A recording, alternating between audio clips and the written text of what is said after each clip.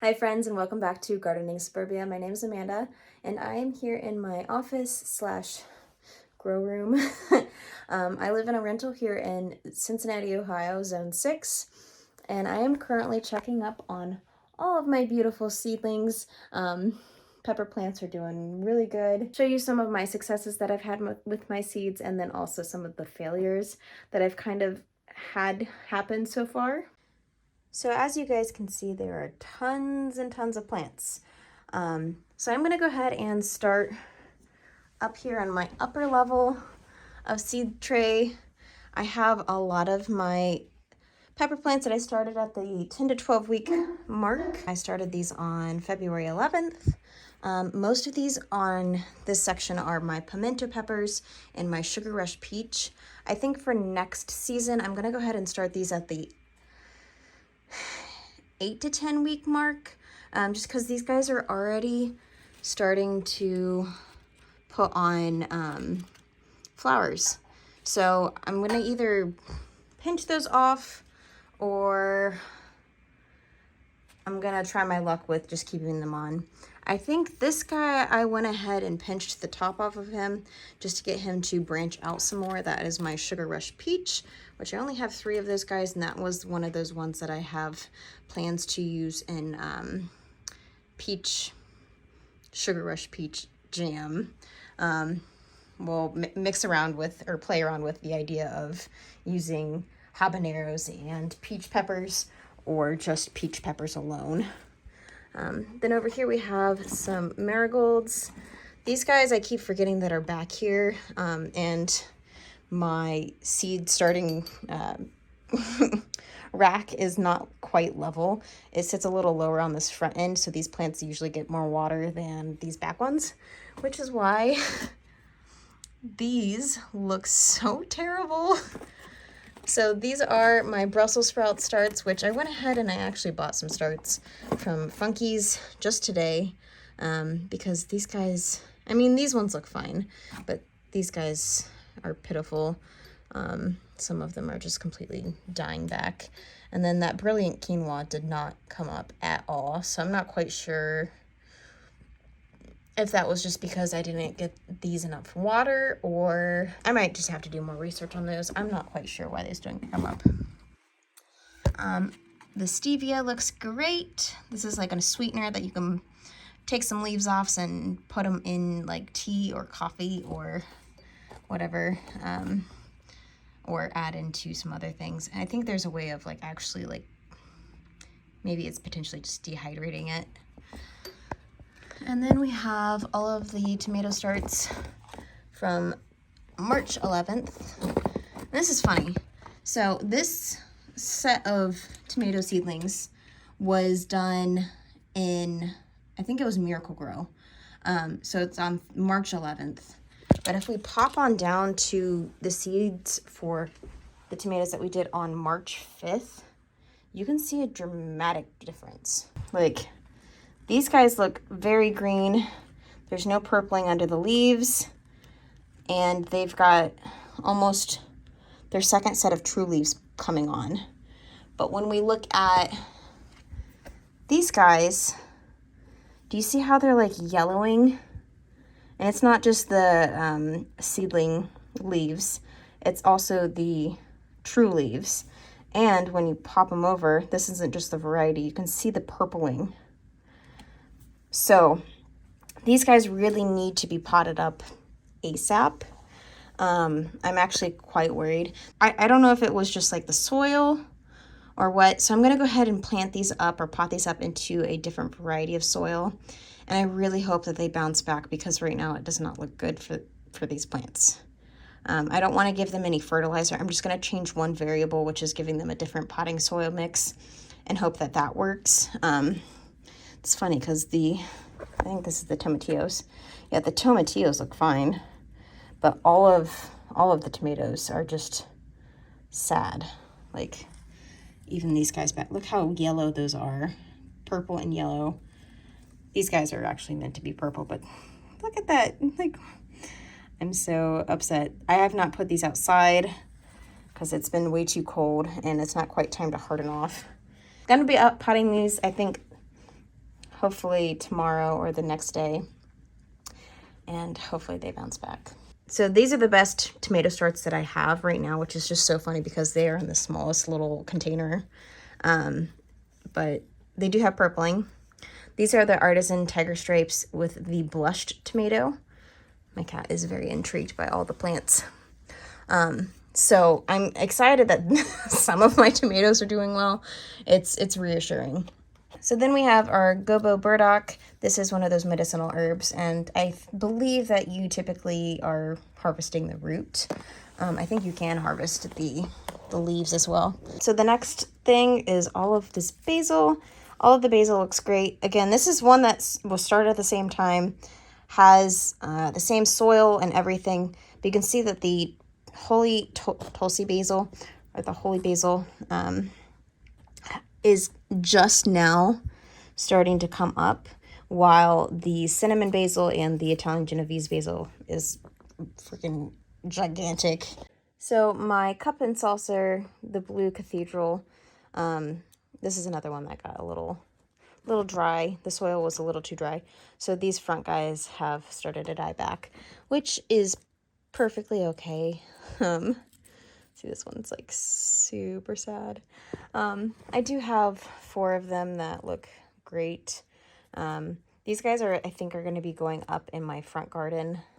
So honestly, I have more plants than I know what to do with. So I have been recruiting friends and family to take some off my hands.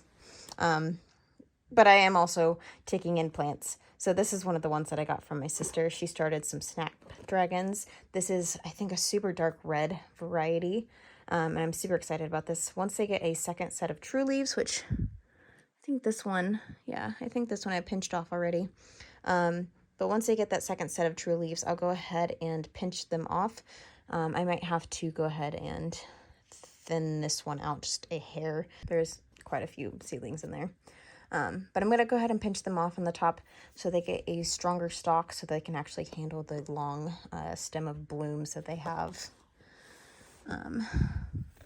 Over here we have our motherwort and our wormwood. So the motherwort is super happy, and I think we only have 1 wormwood, which is kind of funny, but perfectly fine because I will baby that one till the end of time and make sure that I get at least 1 plant. The greenhouse that I went to today, Funky's, has a bunch of medicinal herbs, which I'm super excited about because they also have the Latin name. So when you are looking for medicinal herbs, you really have to look at the variety in the Latin name. As I've seen, I think this is how you do it. And a lot of them have the Latin name for the very specific varieties of medicinal herbs, and there are so many. The plan currently is that my 5-tier leaf Greenstalk is going to be a medicinal herb tower. So I'm not quite sure how it's going to work out. We'll see. I still have a bunch of seeds from all of these plants, so if some of them do die or don't work, I know the gobo burdock I probably will need to plant up in my front garden bed. Keep it away from my dog because it does have burrs, like the little spiky flowers on them. And I don't want those getting caught in his paws or in his fur because he's a long-coated dog. And I believe that you are really planting that to harvest the root of the plant.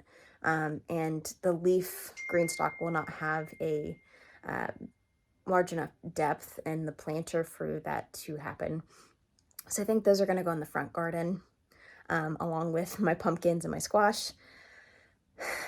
But I have a bunch of other medicinal herbs that I have started, and I'm just excited to be venturing into that chapter of my life. So to finish off this tray, we have the pineapple ground cherry, which is kind of like a tomatillo variety or a tomato variety. It does have a husk that you wait for the fruit to drop to the ground before you actually eat it. So I'm kind of excited about that one. I love pineapple, so I am excited about that one. The next one is the yellow toothache plant. So this one is one that you would chew on the leaves or the flower. to get a really, it's, I've heard and read that it is a pretty intense numbing. So if you're having like a toothache, as the name of the plant implies, it would go ahead and numb that area. The next is my catnip, you know, for the cat. I have another cat too. This is Sabo. The last thing in my tray is all of my celery. So last year I did this exact same thing where I went ahead and I overseeded a single tray and went ahead and thinned them out and picked the best seedlings and then up potted them to be, you know, one per cell. These guys look really good. These actually look better than the ones that I planted out last year. So these guys, I really should be hardening these off, which now that I'm seeing them, I'm going to add them to my list of items that need to be hardening off, because they are frost hardy. They actually taste better when they are in cooler weather. I'm pretty sure once it gets hot, they either go to seed or they get a bitter taste. So I need to be putting these out to harden off. The next tray is flowers and some herbs. So I have a whole bunch of nasturtiums. These guys look great. I wanted to go ahead and finish off those 2 packets of nasturtiums because I wanted to get a couple of different varieties that had variegated leaves and variegated flowers. A lot of these, well, some of these I am going to be gifting to my stepmom. She is more of a plant lover of tropical plants, and she has like this backyard oasis with a pool and everything. So I think that this is going to be a really nice touch. Plus a lot of these are some bright orange and yellow and reds. And I think that's just really going to fit the vibe of her backyard pool oasis. Plus, I like them too, and they're good for the pollinators. The next one that I have is my echinacea. It's a purple and white variety. I have quite a few of these blossomed, or sorry, not blossomed, but quite a few that have popped up.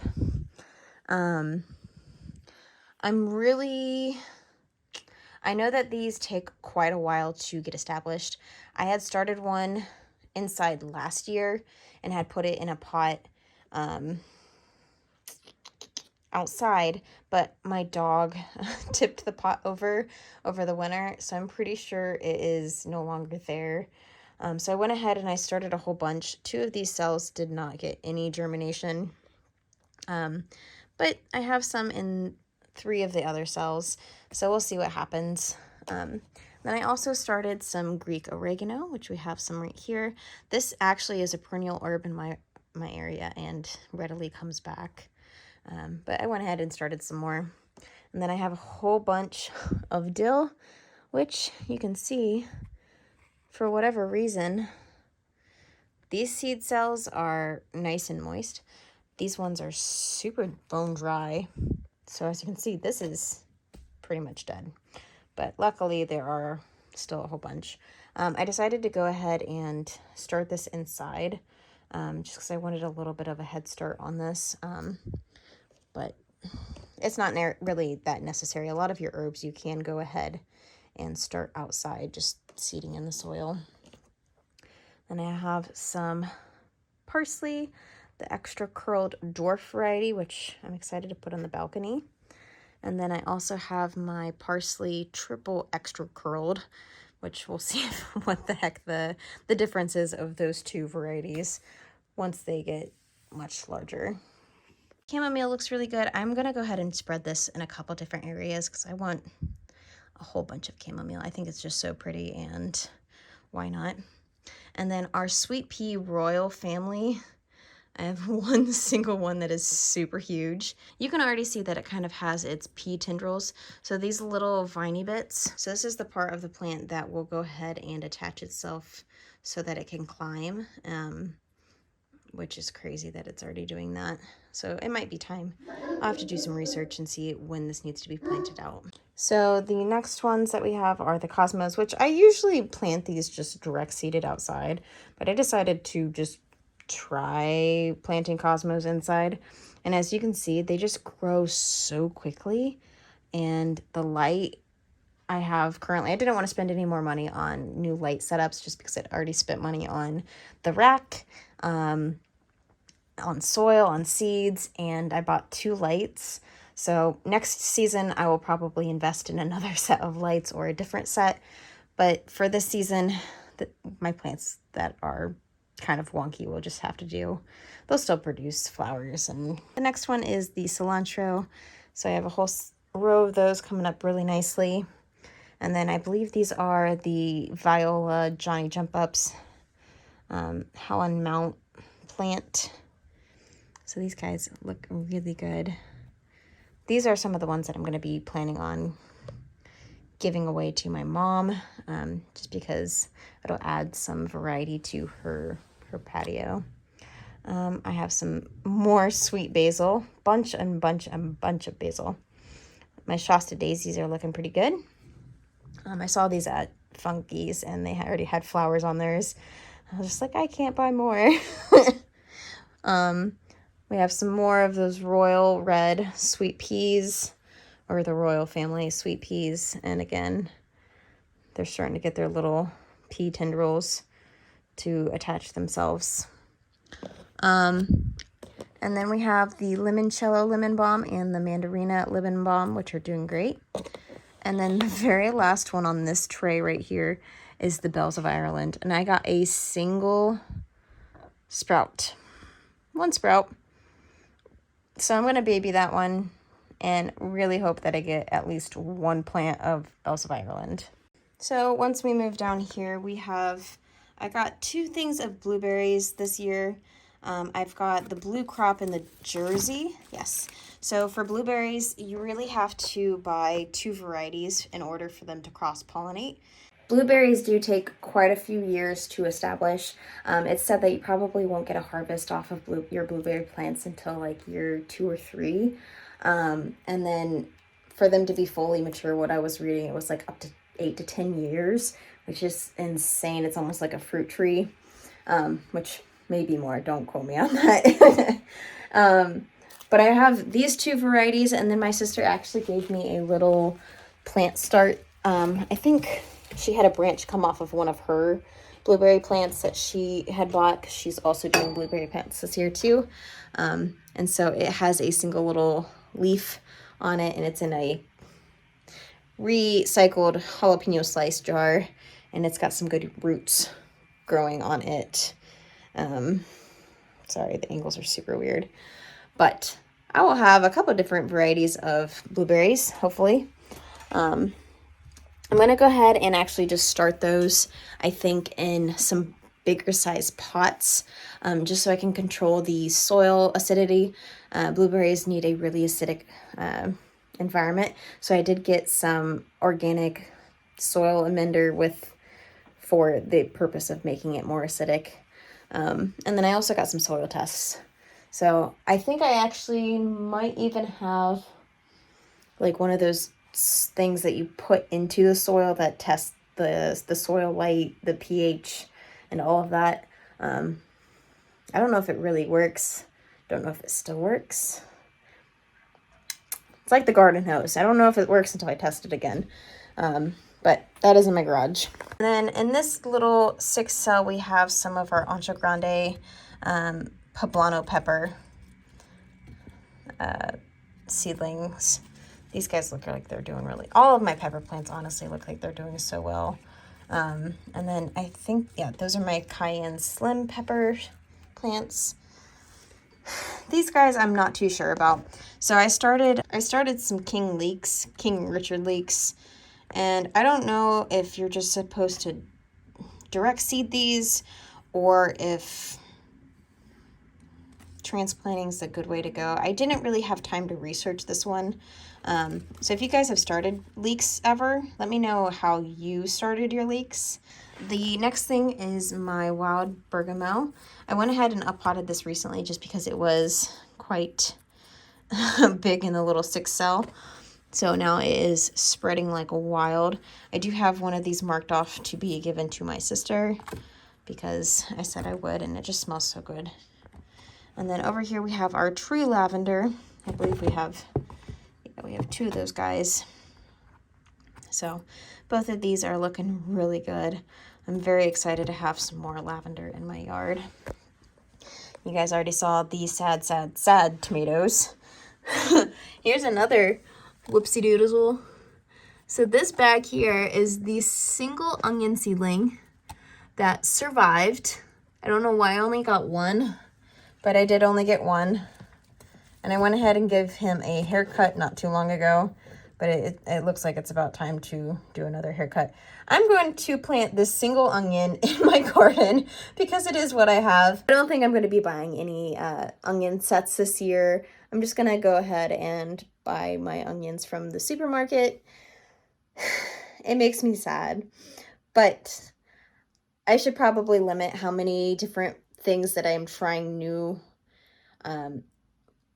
so I know what's happening. I mean, that's the best part about having this channel, is that I can go back and see what I did and what soil I used, because I couldn't remember what soil I'd used for my tomato plants. And it might have just been a single bad batch. It might have been something else completely different.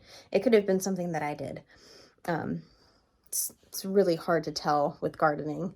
So all that to say, you guys saw the tomato seedlings.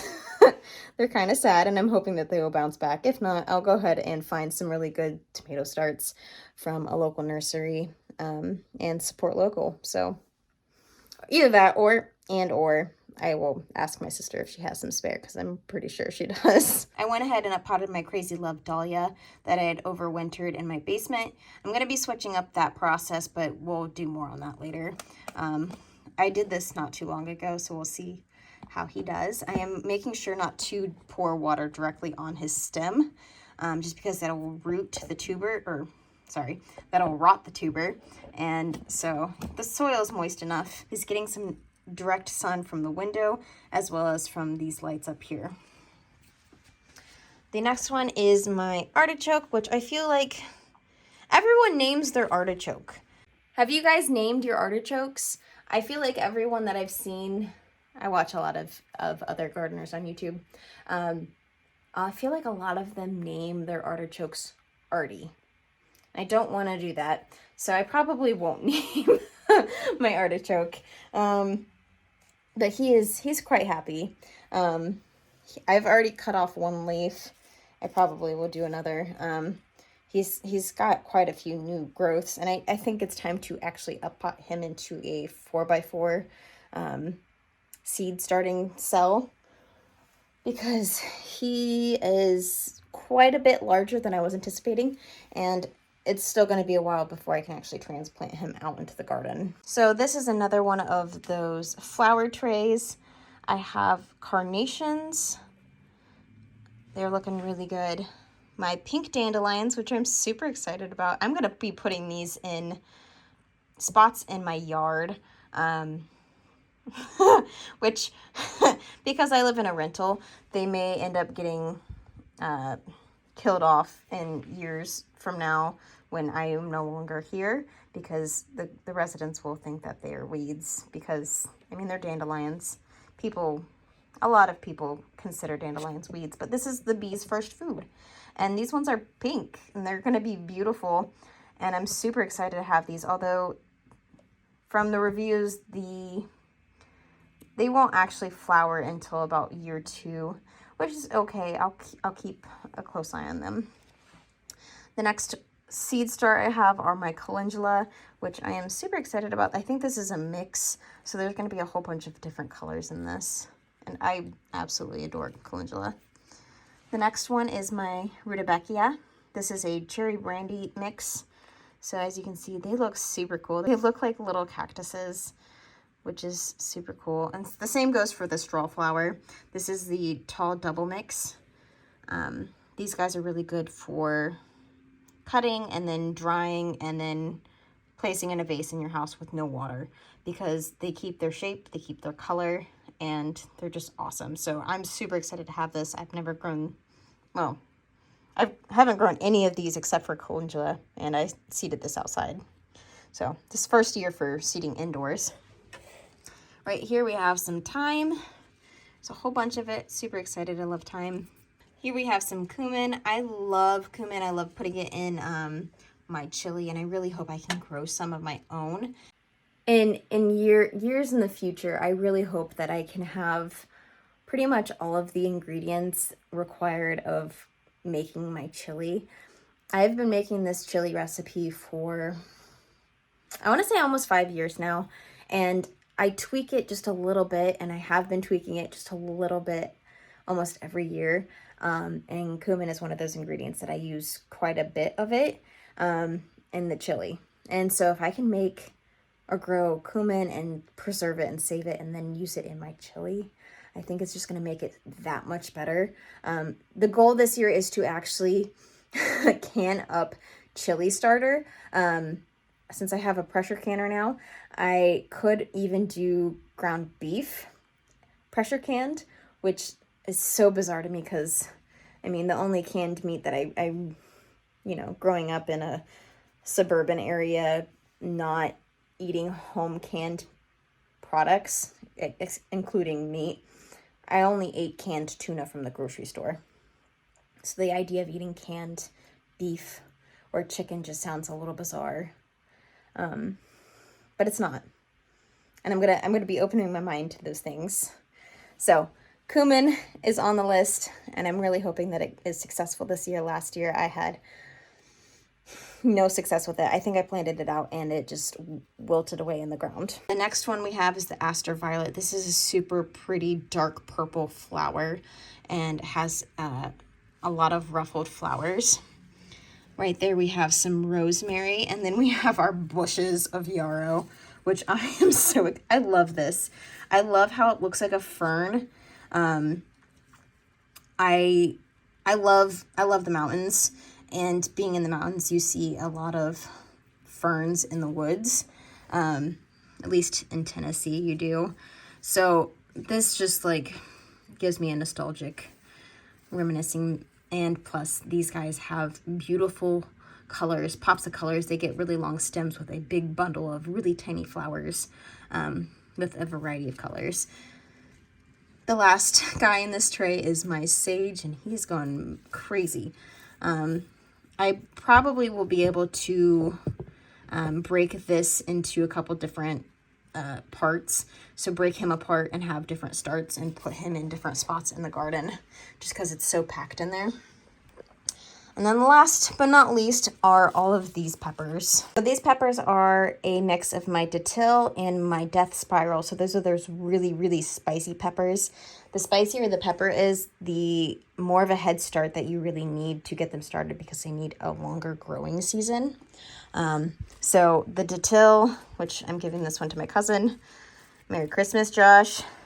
And then I have the Emerald Giant, another one I am gifting to my cousin. Sorry, my cat nibbled him. But he's going to be perfectly fine. Look at all the green leaves he has on him. And then by the time he grows, those guys will probably have fallen off. So I have Emerald Giants, so there's the bell peppers. And then some of these guys I started on February 19th. I have some shishitos and the Jalafuego jalapeno peppers. So these guys look okay. This guy is a little puny, but it's all right because there are 2 other shishito pepper plants in there. They really, if I gave them more space, they'd have more room to actually reach the light. But again, I'm not trying to spend more money on lights this season. As you can see, my aspirations of growing a big garden were a little too big for the setup that I have. Over here we have the chili, the arbol, and our golden cow wonder pepper. So the golden cow is that gold or yellow bell pepper, and then the chili de arbol is one of those peppers that I will need to get recipes for from my sister. And then, where is he? So my super spicy pepper. For my death spiral, which is one of those really hot peppers, I went ahead and actually chopped him up topped him. So I took off the top portion of leaves and really, I'm trying to get him onto a 2-liter system. Since he's a death spiral, we'll see how many peppers he gets. He's going to have a really strong base stem. But because I did this to the death spiral pepper, it does take longer for this to grow. But as you can see, he's already started producing those next 2 sets of leaves. He's doing great. So I'm excited for that. It's a good experiment. The experiment really is to see if a 2-liter pepper plant versus a 1-liter pepper plant will produce more, less, or the same amount of peppers. I really don't know much about peppers, so I really don't know if they have determinate or indeterminate varieties. So we'll learn together. So onward we go. I also received some dahlia seed starts from my sister.